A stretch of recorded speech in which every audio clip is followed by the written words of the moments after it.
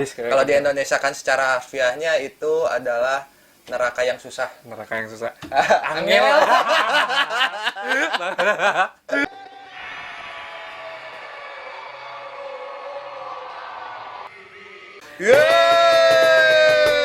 Welcome to Kumpul Bareng TV. Kembali lagi kita bersama, jadi berdua lagi. Yeay! Dari sekian lama kita tak berjumpa dan kolaborasi bareng ya. Oke, sebelumnya kalau kamu suka video ini jangan lupa Di like and subscribe dan jangan lupa dinyalakan lonceng notifikasinya supaya setiap ada video dari kami kalian juga bisa tahu. nonton juga video-video sebelumnya. Oke, malam ini kita akan membahas tentang geng motor. Geng motor. Sadis ya. Sadis. Karena nggak tahu, kemarin habis cuti itu habis lihat beberapa geng motor gitu kan di Bandung. Akhirnya terilhami aja. Iya. Jadi ada salah satu geng motor terbesar juga di Indonesia. Sejenis moge gitu ya. Ya moge sama motor-motor tua lah kayak Iya, gitu iya, kan. iya. Yang ngadop sistemnya hampir seperti yang di luar. Benar. Gitu. Jadi yang pertama adalah apa tak? Hell Angel. Oke, yang pertama adalah Hell Angel. Peri dari neraka. Bidadari Oh dari iya, neraka. bidadari neraka. Kalau Sadis kayaknya. kalau di Indonesia kan secara harfiahnya itu adalah neraka yang susah. Neraka yang susah. Angel. Jadi Hell Angel ini didirikan pada tahun berapa tak itu? Didirikan pada tahun 17 Maret 1948. Nah, lokasinya itu ada di San Bernardino, California di Autopilot. Bukan. Di United United. States. United States alias Amerika. Oh, salah, itu pendirinya. Pendirinya adalah Otto Friedl. Atrovadril. Dan ada juga beberapa pentolannya lah. Ya, leadership-nya lah pokoknya. Pentolannya itu adalah Sonny Barger.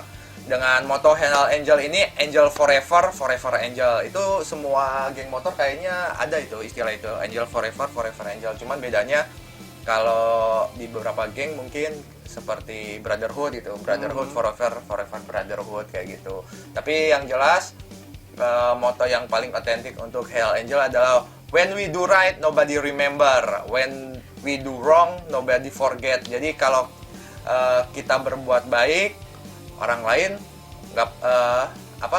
tidak pernah tahu. Tapi kalau kita melakukan sedikit saja kesalahan, Maka orang akan tahu. nah itu. Dan itu cikal bakalnya kata-kata itu untuk istilah 1% di dalam geng motor.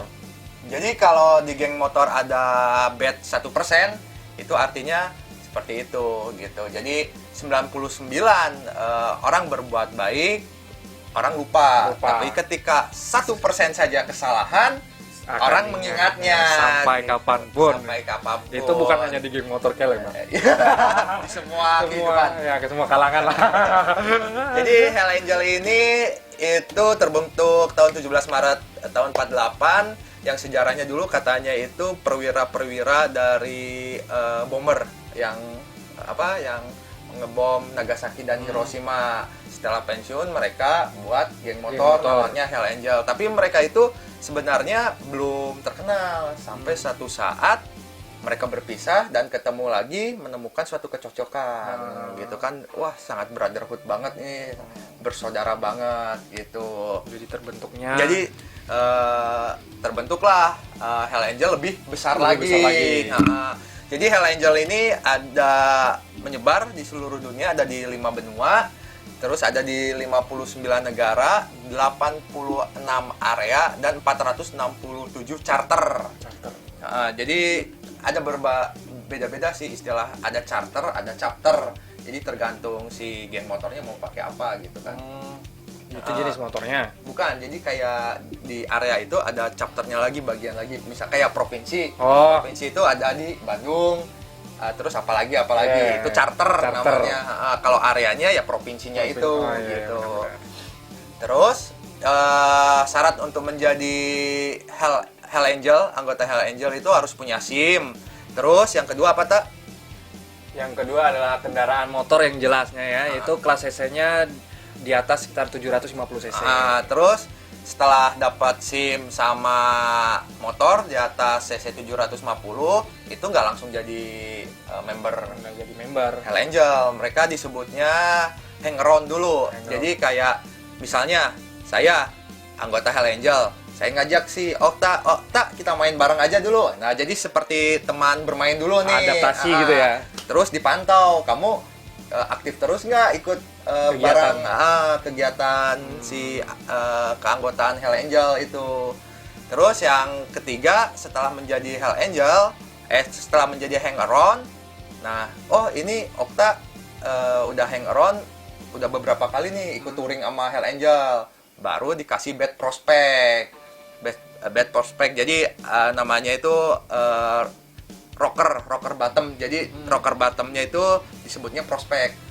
Dari prospect nanti barulah dapat full member. Full member itu di lambang atasnya itu, jadi kan kalau di para motoris atau geng motor itu ada biasanya tiga lambangnya, yaitu top rocker. Top rocker itu biasanya namanya jadi Hell Angel. Nah, itu namanya top rocker. Terus baru lambang Hell Angelnya itu sendiri tengkorak. Baru bottom rocker. Bottom rockernya itu biasanya diisi oleh nama wilayah. Misalnya Okta ada di Kubar, nanti bottom rockernya Kubar gitu. Hell Angel itunya bottomnya rocker gitu. Seperti itu yang ada di luar negeri. Ya, ada di luar negeri. Terus yang kedua adalah geng motor Mongol. Jadi geng motor Mongol, lokasinya itu dia terbentuk di Montebello, California. Pemimpinnya siapa? David Santillan. Terus dengan titel leadernya itu biasanya disebut presiden. Terus ada beberapa pendirinya seperti Scott Junior, Erickson, Roger Pinney. Terus ada tersebarlah di beberapa wilayah dan negara. Membernya udah sampai 2000-an.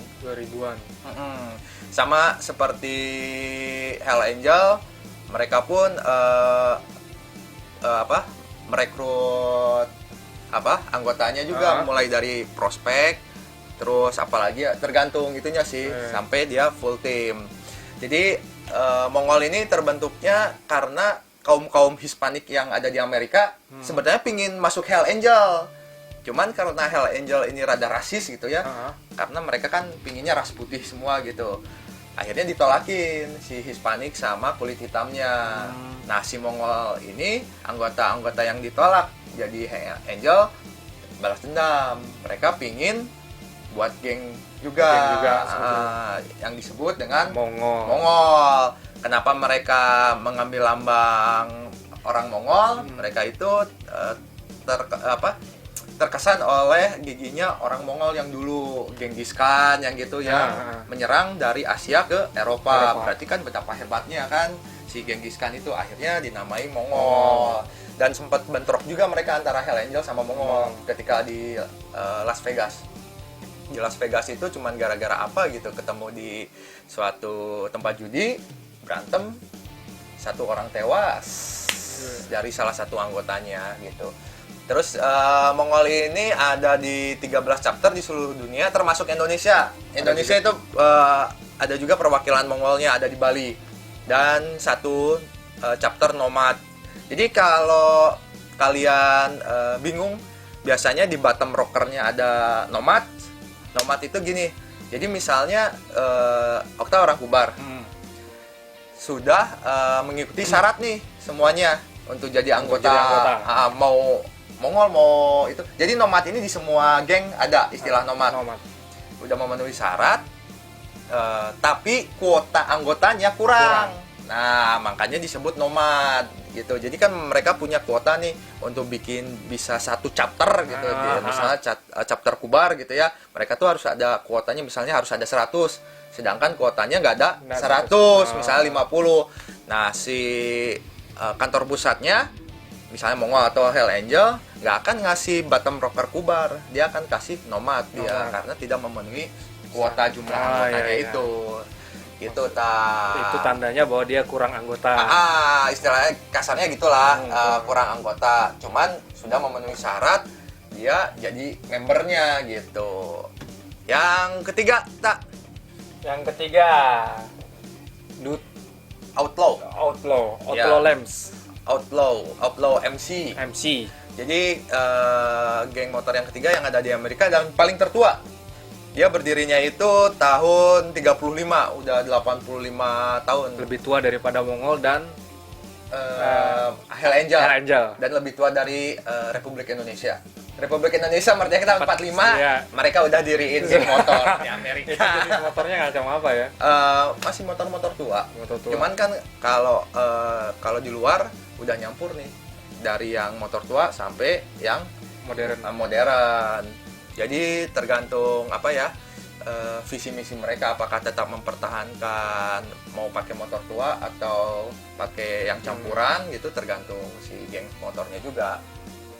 Jadi si Outlaw ini mempunyai moto juga namanya God Forgive Outlaw Don't Adios, alias Angel Die in Outlaw State. Jadi mereka juga musuhan juga nih sama Hell Angel. Sama Hell Angel, makanya ada istilah adios.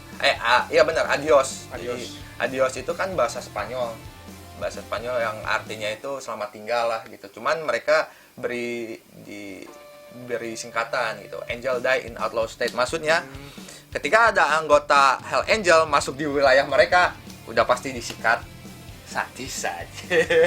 Ceritanya membalas dendam. Mau balas dendam.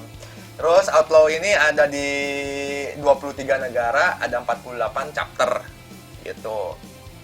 Terus yang keempat, geng motor keempat dan masih mempunyai apa ya darah-darah Indonesia, ada di Belanda. Apa tak namanya? Satu darah. Iya, yaitu Satu Darah. Jadi Satu Darah ini yang saya tahu ya, ini adalah geng motor satu-satunya yang pertama terbentuk di Eropa. Di Eropa. Dia tidak di Amerika yang jadi basis geng motor, tapi mereka terbentuk di Belanda, di Eropa, yaitu tahun 90-an di Moordrecht.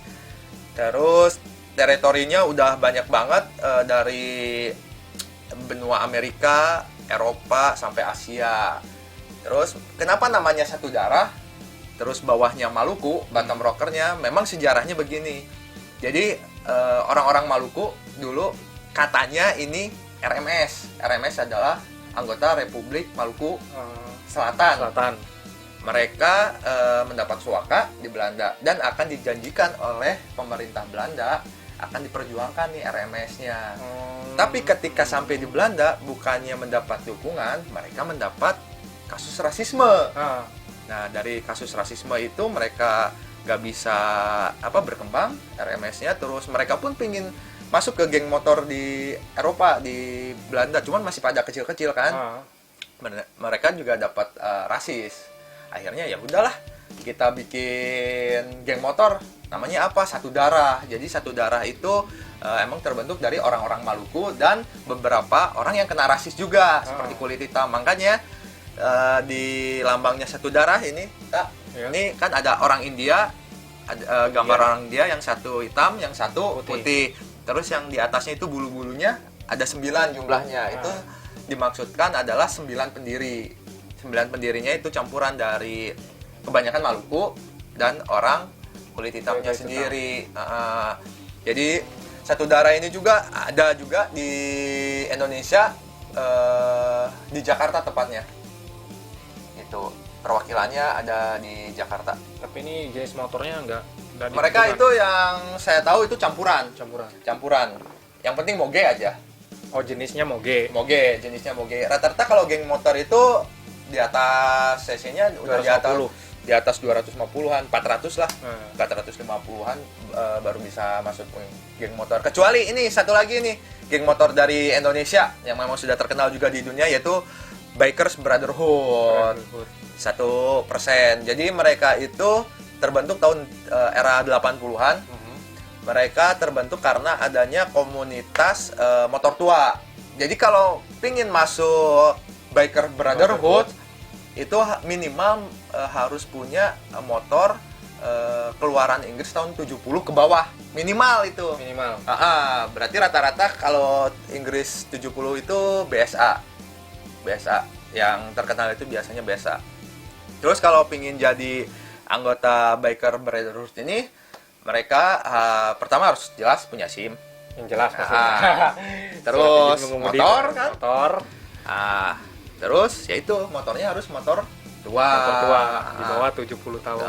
70 tahun Minimal ya, Inggris tahun 70. 70-an. Jadi mereka mah nggak ngelihat CC nih. Nah. Yang jelas motornya tua, kamu boleh masuk. Ya. Nah, pas waktu masuk disebut juga prospek dulu. Terus pakai ininya apa namanya live vest ya. Live vestnya itu masih yang levis. Yang levis terus tulisan di bottom rockernya itu prospek. Nah, jaketnya gitu ya. Prospek gitu.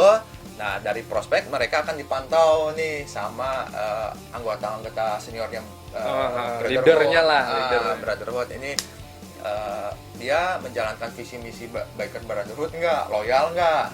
Setelah beberapa bulan mereka baru naik ke Virgin.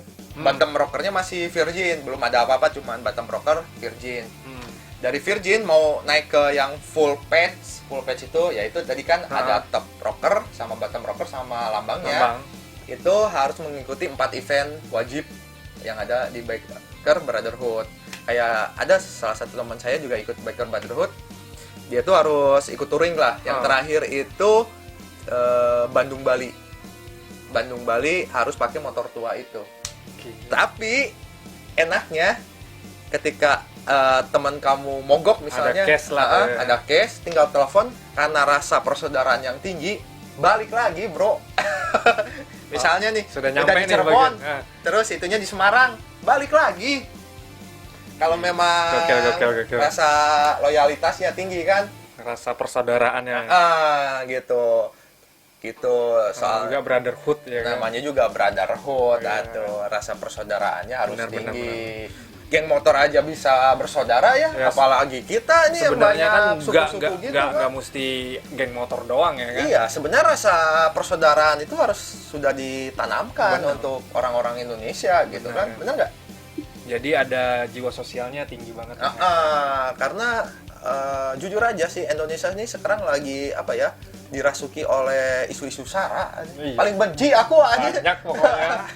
Makanya kalau menurut aku bagus lah kalau dari segi positifnya ya, si geng motor ini mereka nggak lihat ras gitu. Tapi untuk geng-geng yang lain yang mereka emang tumbuh kembangnya dari korban rasisme, sangat kuat juga persaudaraannya gitu. Ya karena dari bermacam bentuk, dari ras, agama, apapun gitu, dia nggak ngelihat, pokoknya bantu aja. Yang gitu. penting punya jiwa persaudaraan yang tinggi.